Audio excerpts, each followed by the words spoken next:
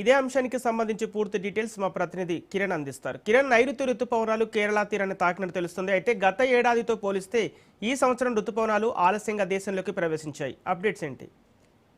Good morning Sampath. ఏదైతే నైరుతి ఋతుపవనాలు ఈ రోజు ఉదయం కేరళ తీరాన్ని తాకడం జరిగింది.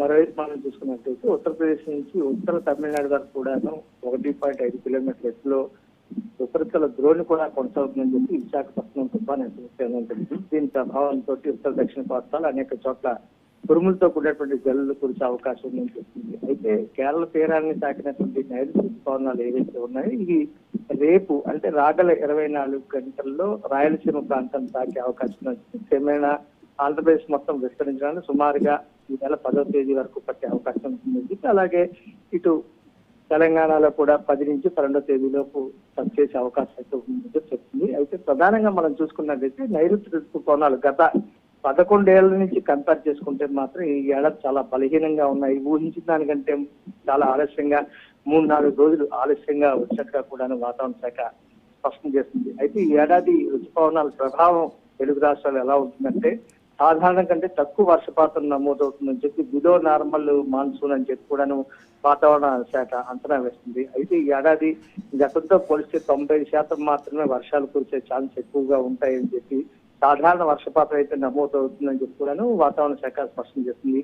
ఈ ఏడాది నైరుతి ఋతుపవనాలు దాదాపుగా 10 ఏళ్ల కాలంతో కంపేర్ చేసుకుంటే చాలా తక్కువగా ఉన్నట్టుగా, చాలా వీకెండ్ గా ఉన్నట్టుగా కూడా చెప్తున్న పరిస్థితి కనిపిస్తుంది. అలా అని చెప్పి వర్షాలు అసలు కురవని కాదు, నార్మల్ గా కురుస్తాయి.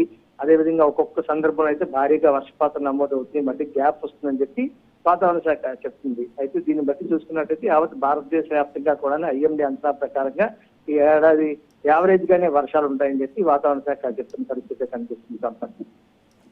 Okay, thank you Kiran.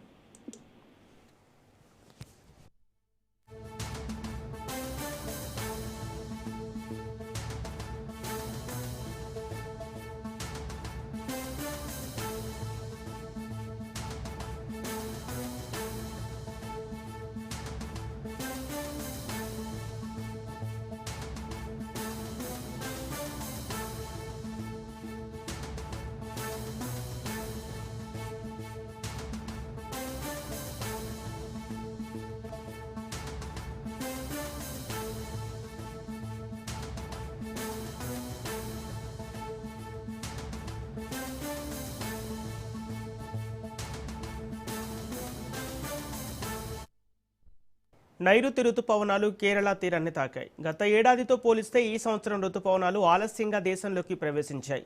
దీంతో కేరళలోని 3 జిల్లాలకు IMD ఆరెంజ్ హెచ్చరికలు జారీ చేసింది. రుతుపవనాల ప్రభావం తమిళనాడులోనూ కనిపిస్తుందని వాతావరణ శాఖ తెలిపింది. ఆ రాష్ట్రంలోని 15 జిల్లాలకు భారీ వర్ష సూచన ఉన్నట్లు వాతావరణ శాఖ వెల్లడించింది. రుతుపవనాలు తెలంగాణలోకి ప్రవేశించేందుకు మరో వారం రోజుల సమయం పట్టే ఛాన్స్ ఉన్నట్లు వాతావరణ శాఖ స్పష్టం చేసింది.